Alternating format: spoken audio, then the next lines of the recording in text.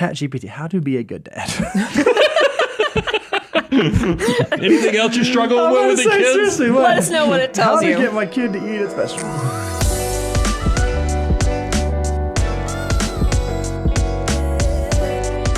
Hey guys, we're back with another reaction show. Look, this one's about artificial intelligence. I'm hearing so much about it. I fully expect my 70-something-year-old mother will be calling any time to discuss. Hey, Brian, I'm super excited about this because I've not spent a ton of time with ChatGPT, so I don't know how good these questions are going to be answered or how poorly, so I'm kind of excited to see what the content team has put together for us. We've put together some questions for you. Let's dive into the first one. What should I spend on an engagement ring? Are you ready for this? Oh, I can't wait to hear this. Here we go. The cost of an engagement ring can vary greatly depending on personal preferences, budget, and cultural norms. Here are some factors to consider when determining what to spend on an engagement ring. 1, personal budget. It's important to set a budget that you're comfortable with and can afford. 2, cultural norms. In some cultures, it's customary to spend a certain amount on an engagement ring. In the US, it's common to spend 2 or 3 months' salary on an engagement ring. However, this is not a rule and can vary greatly based on personal circumstances. 3, quality. The quality of the diamond or other gemstone. 4, personal preferences. Ultimately, the amount you spend on an engagement ring should reflect your personal preferences and budget. So I kind of feel this way. ChatGPT is not very short-winded.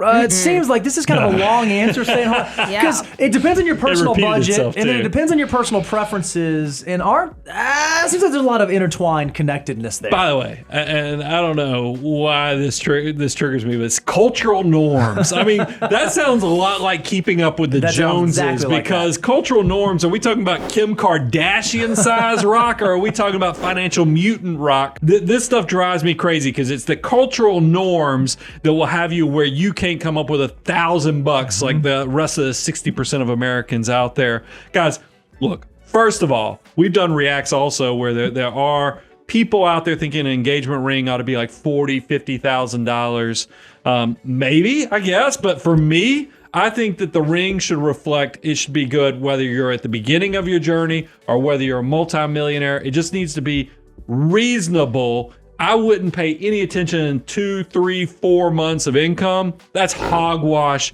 You buy what you and your future bride or groom think is appropriate for the love that y'all share. Yeah, I think the very last paragraph that ChatGPT gave us was the best one. Regardless of what you spend, that's not what it's about. When you decide to go into marriage, it's not about how much you spend on the engagement ring. And if the marriage is precipitated on that, might be a little bit of a red flag. All right, next question we gave over to ChatGPT is, should I get a prenup? No. Another spicy one. Let's see if it has any good advice. Whether or not you get a prenuptial agreement is a personal decision that depends on your individual circumstances. Here are some factors to consider when deciding if a prenup is right for you. Number 1, assets. If you or your partner have significant assets, a prenup can help protect them in the event of divorce.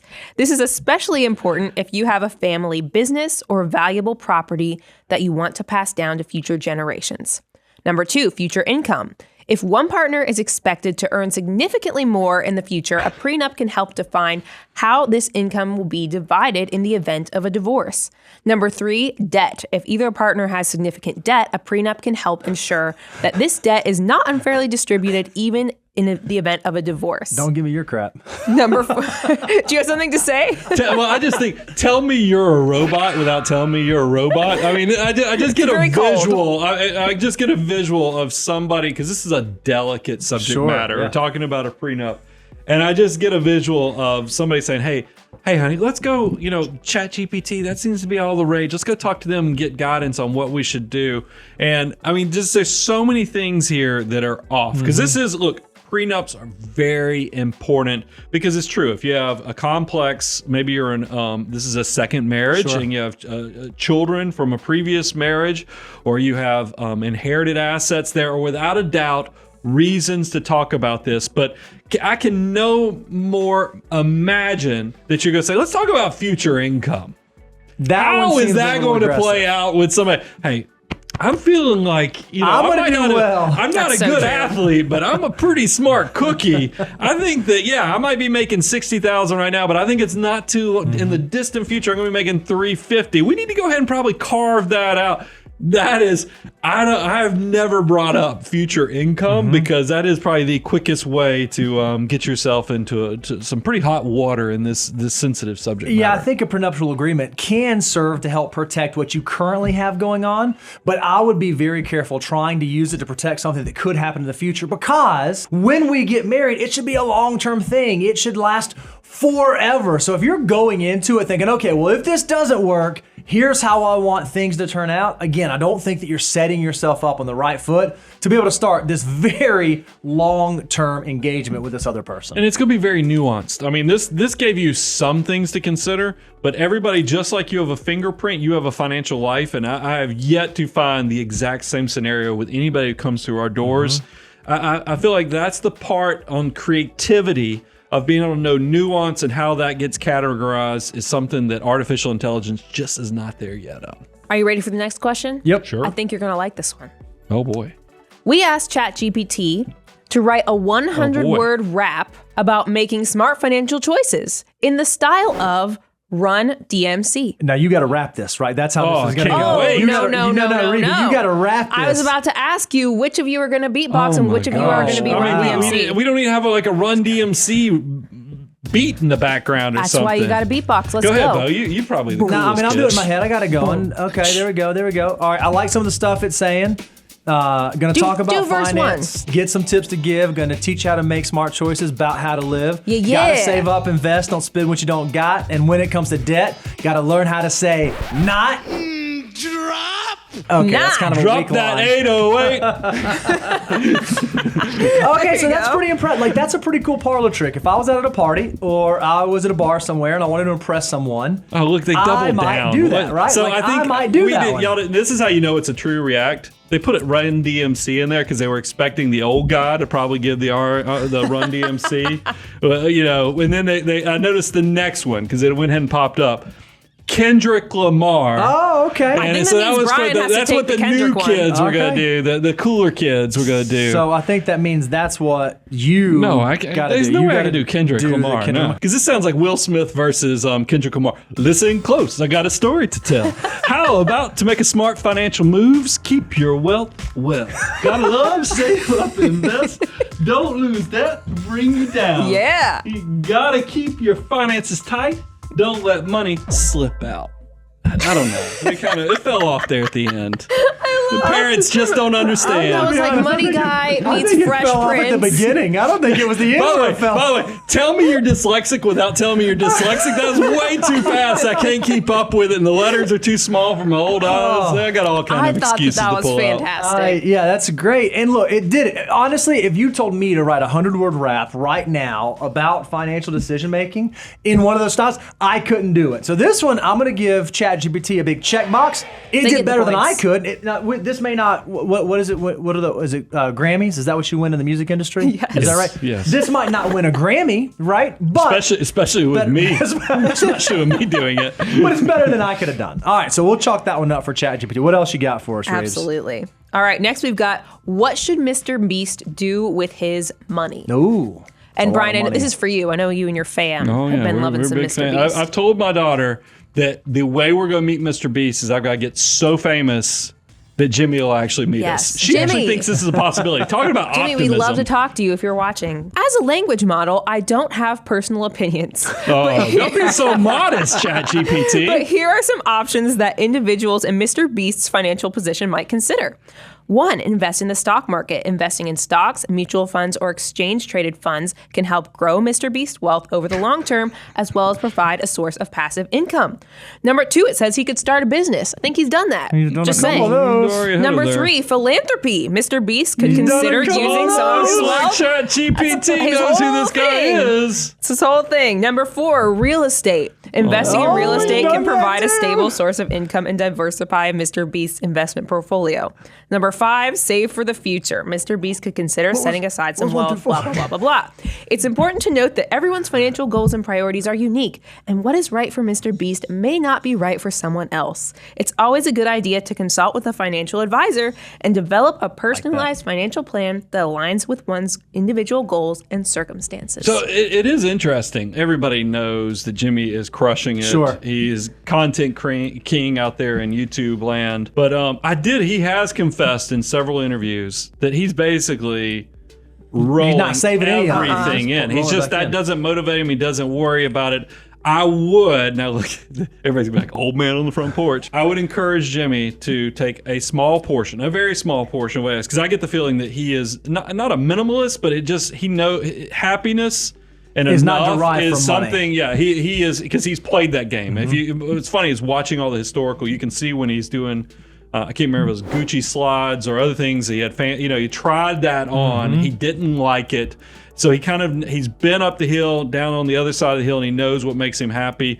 Still put some aside for the future. Now, I do think, because my wife and I had a conversation about a video gamer that's in our community that's crushing it. And she's like, man, I hope he's saving a lot of that money because his career is probably going to be short. And I was like, no, content creation actually has a very long shelf life.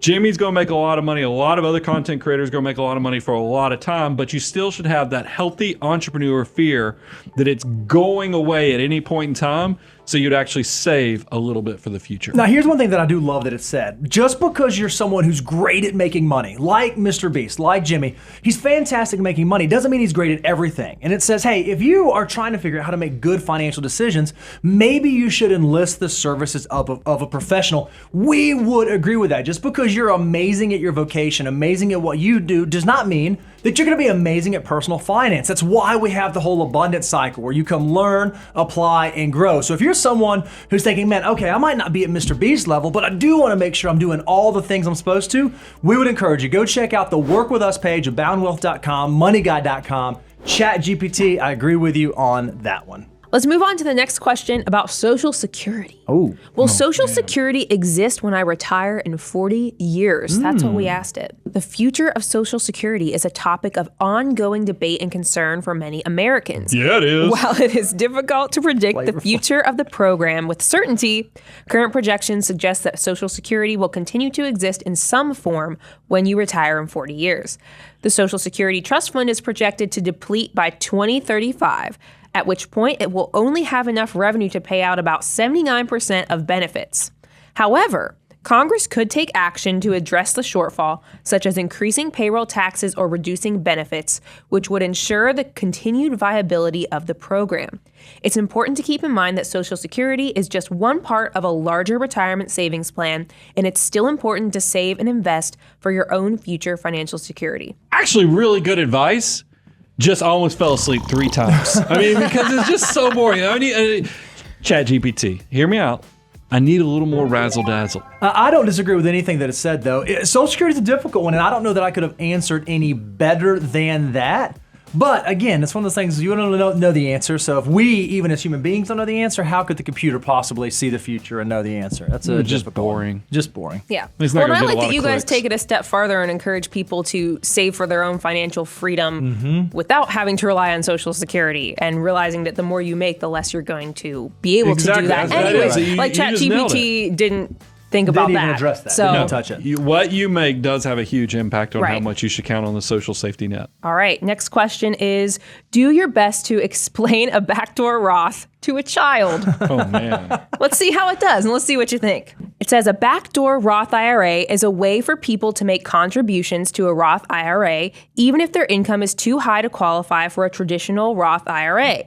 Here's an easy way to explain it to a child. Think of a Roth IRA like a piggy bank that you put money into, and when you're older and need the money, you can take it out without paying any taxes. But there's a rule that says only kids with a certain amount of allowance can put money into the piggy bank. The backdoor Roth IRA is a secret way to get around that rule. Oh, that's what your parents want to hear. So even kids with a lot of allowance can put money into the piggy bank and keep it safe from taxes. So in other words, the backdoor Roth IRA is a way for people to make sure that their money grows and stays safe, even if they make a lot of money. I gotta be honest, it's pretty good. It is pretty good. It's pretty good. You got the Pretty cute, youngsters. right? I mean, because my kids are getting older, so they might know a little bit about taxes. But a child, when I think of child, I think of 5 to 7. Yeah, so my 5 kids. to 10. Your kids. Do your girls know anything about taxes? No, but they get the idea. Piggy bank. Hey, there's a piggy bank, and you're gonna put money in the piggy bank. But only certain kids can put money in the piggy bank. But I got a secret for you. You can even still put money in the piggy bank, even if it's against the rules to put money in the piggy bank. My kids, breaking rules, piggy bank, they for sure would get that. This didn't go into like the nuance of all the backdoor, but that's pretty stinking good. I think that worked okay. It's helping them work on the Lex Luthor, how to be a criminal mastermind. I'm about to say financial crime here, maybe. Gray zone, let's go ahead. But it did do a decent job. I give it credit. I don't give hate it that credit. one. ChatGPT, how to be a good dad. Anything else you're struggling with the kids? Seriously, Let us know what it tells you. How to get my kid to eat its vegetables. We got another question. It says, at what point is a person considered rich? Oh, yeah. This is a good question. I ask this all the time. The definition of rich is subjective and can vary greatly depending on a person's financial circumstances and a personal priorities. Some people consider themselves rich if they have a comfortable standard of living and a secure financial future, while others might define wealth in terms of having a certain level of financial assets or earning a certain income. There is no specific financial threshold that automatically qualifies someone as rich. But in the United States, being in the top 1% of earners is often considered a sign of wealth. According to 2019 data from the Internal Revenue Service, or IRS, this would mean having an adjusted gross income of over $515,371 for a single filer, or over $622,000 for a married couple filing jointly. It's important to remember that the wealth and financial stability are not determined solely by income or assets. Agreed. Other factors such as debt levels, spending habits, and the cost of living in your area can also have a significant impact on your overall financial well-being. ChatGPT, it's good at disclaimers. Like, it always kind of ends with this great disclaimer. Yes, Very like, good at compliance. Our compliance for you. consultants would They love would this. love They'd be like, hey, can you guys run your content through ChatGPT so we know we're on the right side of things? You can write some disclaimers for me. I was about to just totally just have my way with ChatGPT, but then it came back in the disclaimers because the second chapter was all about looking rich when it was talking about focusing on your income. Yeah. And we know a lot of folks, I mean, not necessarily clients, but we just see them. You see them in society, you see them in celebrity culture, and the fact that people can make a great deal of income and not have much on the net worth statement or the scoreboard for actually showing wealth. Because remember, you want to be wealthy, not rich, because a lot of people are trying to look rich, but they actually have no wealth to show for it. Make sure you're balancing on that part of it. And then I like, because this is something people talk about, Bo, is that it's not uncommon for people to think, is it $1 million? Is it $3 million? And we know teachers and others who, if they have a pension coming in, that might only have a few $100,000, but in life, they're doing everything they're want loaded. to do. I mean, because they have income covered for retirement. They get to go do what they want, when they want, how they want. It is specifically not a number. You really do have to dial it back to your expenses and other things. That's why, Bo, we actually came up with a course called Know Your Number. Right. If you go to learn.moneyguy.com, it actually will help you know what is your number. And I would encourage you, if you know that number, then you can know what your version of rich and wealth actually are. Okay, Brian, so here's my take. I think that this is really interesting. This is certainly a neat parlor trick. I don't know that me as a financial advisor, I don't know that I'm nervous or scared yet of ChatGPT taking my job. I don't think it can answer financial questions quite the same way that I can. There's some unique, cool, interesting stuff there, but I don't think that it's the end-all be-all where I would hang all of my financial hat on. Well, I don't mind sharing that when I first heard about artificial intelligence and everything that was going on, I had a moment, like a Skynet moment. I was like, oh gosh, are we going to be okay? But as I've actually worked with it now, I'm not as scared of it because no different than like a Tesla. If you're using full self-driving, and you're on the road. It does a great job of paying attention around you, keeping you in the lanes. But if there's a pothole or something that comes out of nowhere that's not programmed in to react, it'll just plow right through it. I mean, it's just not going to react. I feel like ChatGPT and some of these other things, they're really good at going through data. That's a very logical, and it makes sense. Not so great at handling nuance or handling creativity and handling things that just might be unexpected. I think us humans, we're still quite a bit ahead. Now, I'll be curious to see how this develops, because I will tell you, we're always talking about law of accelerating returns. And we know that innovation like this, it does make the hair on my arm stand up a little bit, because it feels very disruptive, just like in the rest of my life when I've experienced the personal computer come on the scene, when I've seen the internet come on the scene, when I've seen the iPods and iPhones and all the other things that have expanded. This does feel disruptive. It's just, it'll be very curious to see how this develops in the coming months and years. So if you want to keep brushing up on your financial knowledge, we'd encourage you, go check out the channel, go to moneyguide.com, go check out our YouTube channel, go check out our resource page, go check out learn.moneyguide.com. And instead of asking ChatGPT for your financial answers, we would love to be your financial resource. With the extra razzle dazzle. I'm your host, Brian Preston, Mr. Bo Hansen, Reby, and the rest of the content crew. Money Guide team. AI out.